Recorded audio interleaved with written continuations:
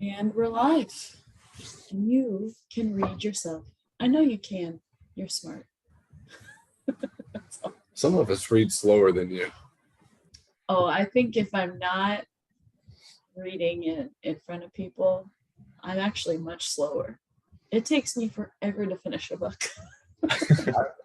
I read a book this week with the physical book in front of me and the audio book pumping in my mind at 2 times the normal speed.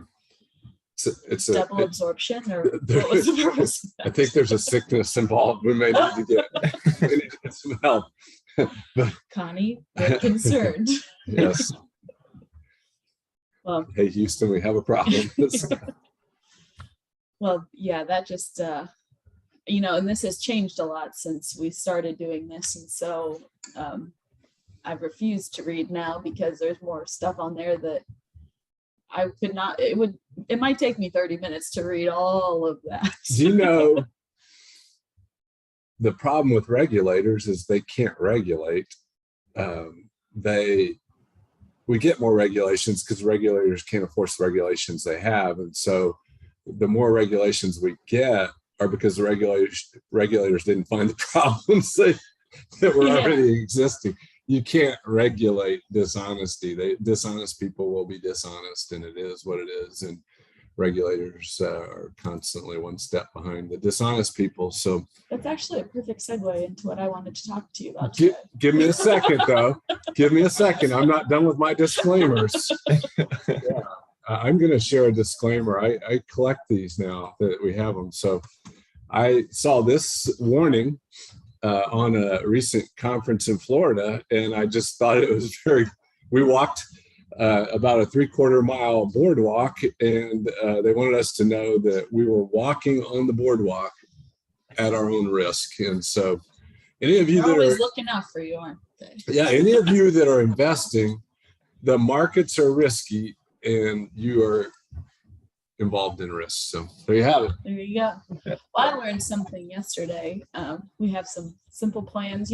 Every retirement plan has a weird thing. There's weird tax penalties involved that, just throughout our industry, the accounting industry. And I had learned that if you stay in a simple plan for 2 years, you have to wait 2 years if you don't want a 25% penalty for one, withdrawing your funds, or 2, even rolling over incurs a 25% penalty if you don't wait the 2 years that you're involved in the plan. If you withdraw it, that's even an additional, if you withdraw before 59.5, that's an additional 10%. And it just made me think, like, where do these things come up with? That is your government at work. God bless you. You're always looking out for me. And that is how ironic of our government to call a small business retirement plan simple with that sort of a limitation on it. Arick, what do you got going on today? I was going to talk about just the EV cars. So recently, my wife's car got totaled. So I've been on the car hunt, and I'm a fan of different EV cars and the future technology that's coming. And I'm a big car enthusiast, and Subaru recently discontinued their high-end sports car called their WRX STI, and they just released that it's becoming an electric vehicle. So I'm sad that it's gone, but I'm really excited to see what they are going to do with it. And then there's just so many cool electric cars coming, like the Hummer, Rivian's truck, the Ford Lightning. Chevy released a teaser for the SS Blazer, and then Lexus released this whole new line of cars. So I'm really excited to see what cars are coming out. But then it's also presenting a new idea for just like the infrastructure for EV cars, because currently there's not a whole lot of charging stations around, but Starbucks is partnering up with a company, and they're starting to implement a couple charging stations at their storefronts on the West Coast. And it's kind of just like a test run to see how it goes, but it's interesting to see these charging stations and the infrastructure starting to develop a little bit more for like this new change in technology. So when you go to a charging station, do you put your credit card in, or how does that electricity get beamed up to the electric car? Yeah, it's actually an app. So there's, well, I forget the one I was using, but yeah, it's an app that you pretty much, it'll tell you which one's available, and then you can go to it, you plug your car in, and then it's all virtual based off your phone, and it communicates to tell like, oh, your car's done, and then this is how much you owe.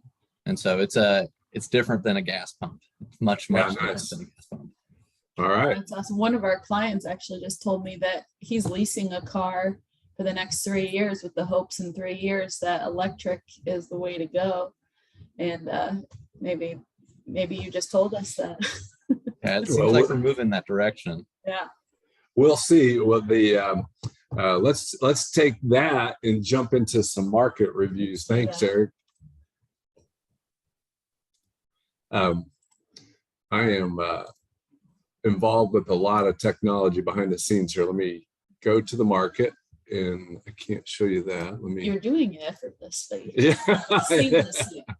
I have to be careful of what you guys can see, because I don't want you seeing any stock market illicit information here. So I'm getting there.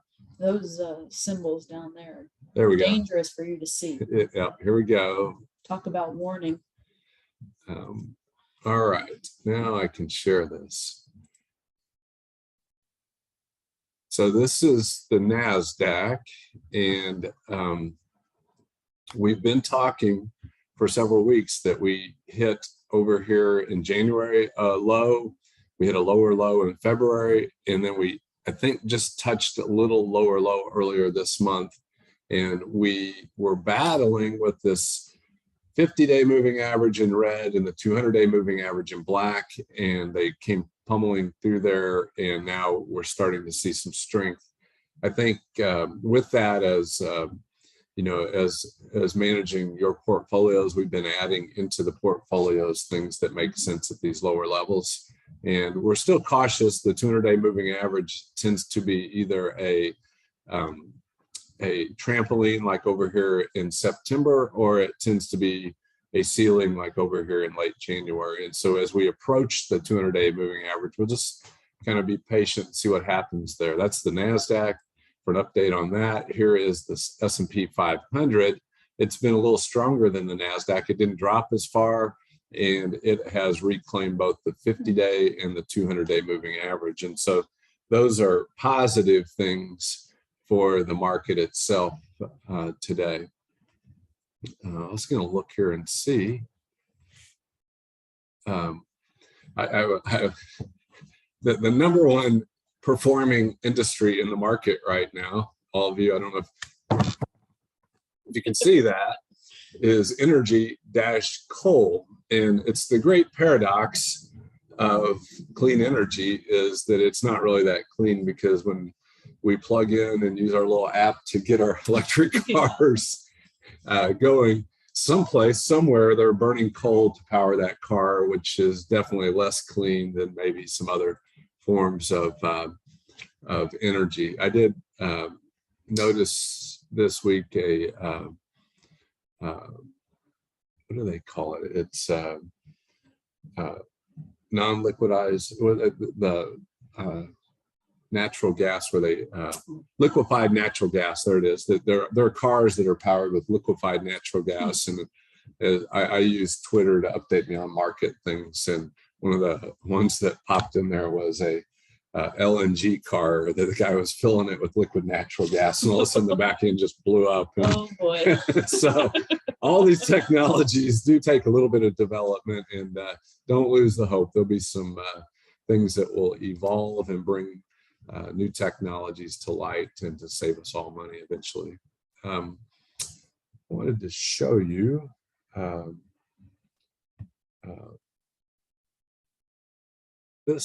thought this was interesting. The policies of our government and Federal Reserve have kind of disrupted things. It's not the war in Russia that's caused gas prices to shoot up. It's not that's causing the shortages of supplies of things. It's just inflationary policies that both the government and the Federal Reserve have done. And Amanda, what is it too presumptuous of me to ask you what interest rate you got on your mortgage when you did that? Well, I might have cheated, but it is 2.25, I want to say. 2.25. Yeah. If you go out there today for a 30-year mortgage, you can get one for a bargain of 4.4. How long ago was that? That was just actually like a year ago now. Yeah, and so crazy. Interest rates are moving up. This is a picture of the last 3 years of mortgage rates. This gives you the 5-year with a 1-year arm on it, then the 15-year mortgage, and then the 30-year traditional mortgage there that's up to 4.42% according to Fannie Mae. That's the short-term picture of what's happening with interest rates in the kind of in the narrative that's probably most pertinent to a lot of people with interest rates. But there's also, I just wanted to give you a feel for what that looks like on a long-term basis. Okay. To help kind of build a historical thing. I think a lot of things going on in our culture today lack historical backdrop. But back in the early 80s, you could have got yourself a mortgage at 17.5%. I feel a little better about myself, even if I were to buy a house today, looking at that. And what do you suppose that did to housing prices? You think that there probably wasn't as much demand, and so the prices probably had to be dropped at that point. We've had a pretty much a 40+ year decline in interest rates, and this is just reflected on mortgage rates. However, at the velocity that we're going, as we've drawn lines in the past to show you trends that shift, with the velocity that mortgage rates are going, we will soon no longer appear to be in a downward trend in mortgage rates. And as that goes to just traditional interest rates on treasuries and things, saw something last night that said bonds, I think it was the US Treasuries, are down 6% this year, which is, if you're holding bonds and treasuries like that's probably the first big down year. And it's not huge, it's not like a 20% drop in the stocks, but that's how much they dropped with the mortgage rates not even getting to the levels they were in 2018. So that's what's going on in the world of mortgages and in interest rates. Was there anything else you had that you want to make sure we discussed today? That was all I had. I'd love to chime in on what you've got coming. I always have something that's kind of on my mind. One of the things I was thinking about I think inflation is one of the most diabolical taxes a government can do to its citizens, and they tend to act as though it wasn't them, it was somebody else. And there we go. It isn't somebody else, it's the government's decision grid and how they do things. And yet we have a culture that isn't even informed well enough to kind of dialogue about inflation. And I saw this tweet by a news source this week, and I thought it was really interesting how out of touch they were. And so I copied it and thought I'd share it with everyone. This was from Bloomberg, and it says, inflation stings most if you earn less than $300,000. Here's how to deal with it. And it just sounded so arrogant to me that it suggested in the lead that you're poor if you earn less than 300,000 is what they're saying there. What do you out there in the audience? What do you in the audience think about Bloomberg's opinion here? And they're so compassionate that they told you to quit driving if you earn less than 300,000. Take the bus. Don't buy in bulk. I didn't see that, but they don't want you to eat meat anymore and to eat lentils. And to realize for us to all get through this, because we're all in this together, not something our government did for us, that it would not be fun. Nobody told us this would be fun. So anyway. I almost am like, is it satirical? Is it I don't onion? I mean, it's like, wow. Yeah. And I think sometimes when you live on the coast and you're used to higher costs of things, that you're not familiar or as well tuned to what's going on really in the world. But I saw that tweet and I was just shocked at the cluelessness Yeah. of someone that would post that out there. And as the government and the Federal Reserve continue to make inflationary decisions, it's just a tax on the older people and the poor people that don't have as much income. If you had to, suppose you made $25,000 a year and you had to work and drive to work, and maybe last year you were paying $500 a year on gasoline, and this year you're paying $1,000. That's a substantial tax on your way of life to somebody making $25,000. And so I'm always a bit cynical when our government tells us they're looking out for the poor when they allow policies that cause that to happen. But that, so out of touch that not even all of those are remote options for people. Like right, there's no right. buses. Yeah, here. and so there's no real thought given to some of the policies that are in place there. Money is created in a way that if you've not really thought about money creation, consider Walt Disney World. They used to have Disney dollars or something. Wow. And so they would sell you money that you could use in the park. Well, they're creating that money. It costs them nothing but the paper and the ink. Yeah. And if you took, say, $1,000 of Disney dollars home with you and you used them 5 years later when you came back, Disney would have raised the prices probably 20% over that period of time. So you paid them $1,000 and it only cost them $800 to sell you the stuff that's at Disney. So it's a very profitable, printing money is a very profitable for the people that have the printers and ink. And so that's that was just on my mind this week, was how inflation really can be detrimental to folks. Another thing, I think we don't do the COVID update anymore because they don't exist. It doesn't I think exist. you were gone the week that we did our final one because Yes. said final one Yes. for now. Yes. And we've no crystal balls. And I don't know who's going to liberate people to live fearlessly again. I went to some of the tournament games last week, and somebody regulated that the people on the floor, other than the players, referees, and the coaches, wear masks. It was the most ludicrous thing I'd seen because of the thousands of people in the stands that weren't wearing masks. And for some reason, somebody put that rule in place. But it goes to a really basic economic idea that governments are not informed enough to make economic decisions.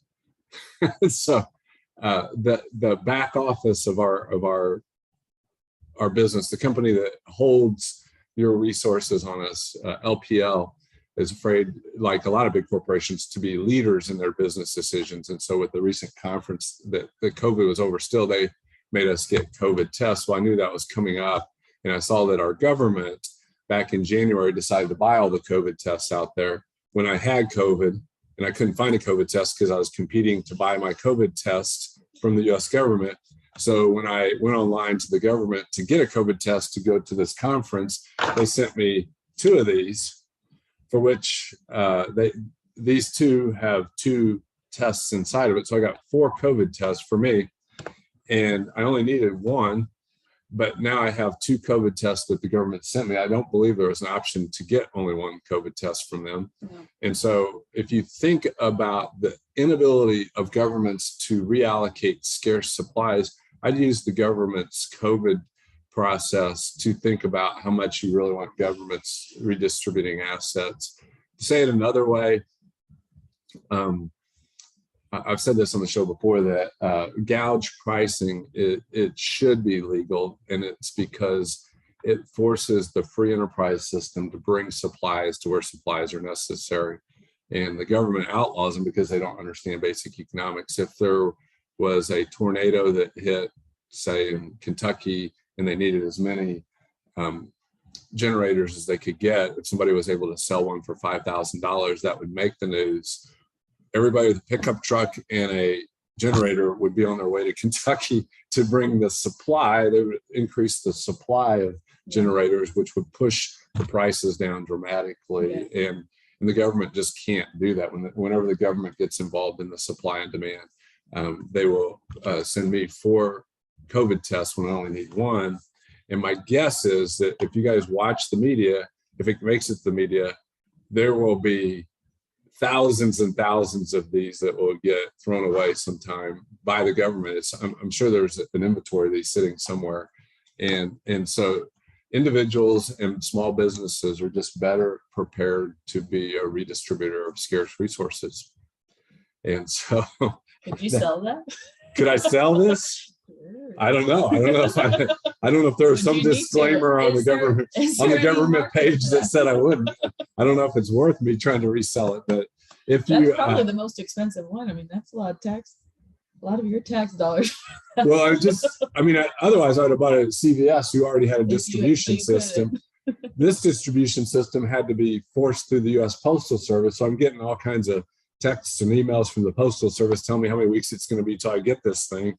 And if they had just left it alone, I could have driven to the CVS.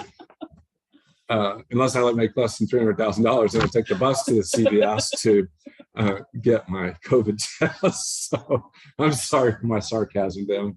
It's feeling a little spunky. Talk to me about 2 cellos while I pull up the next thing I want to talk about. So I'm going to a concert tomorrow night called 2 Cellos. And if that excites you as little as it did me the first time I heard you, you are wrong. 2 Cellos are 2 guys playing cellos. And they turn rock and pop into just really, really fun music. And so I'm looking forward to seeing them tomorrow up in Rosemont, Chicago, Illinois area. So I might be going to a concert this weekend as well. So like you're going to a string instrument concert, and mine might be a rap concert. So I have a friend who's a rapper, and he will be playing here in Indianapolis a Saturday night at Grace Church. Do you listen to rap regularly? I've listened to one of his songs. He's got good music. Does it? Okay. I like him. Yeah. He's kind of like a reggae twist on his. Okay. Rap. I like him. Yeah, he's a very cool cat. So we'll get to visit with him. But I won't go to a rap concert alone. So if one of the kids wants to join in, we can do that as well. This next thing doesn't seem like it has any economic benefit, but it really does. And we probably will write another article in the Anchor concerning this idea. But this probably, I saw this from this company called Hive Systems. I don't know them. I just saw it as I was doing some research.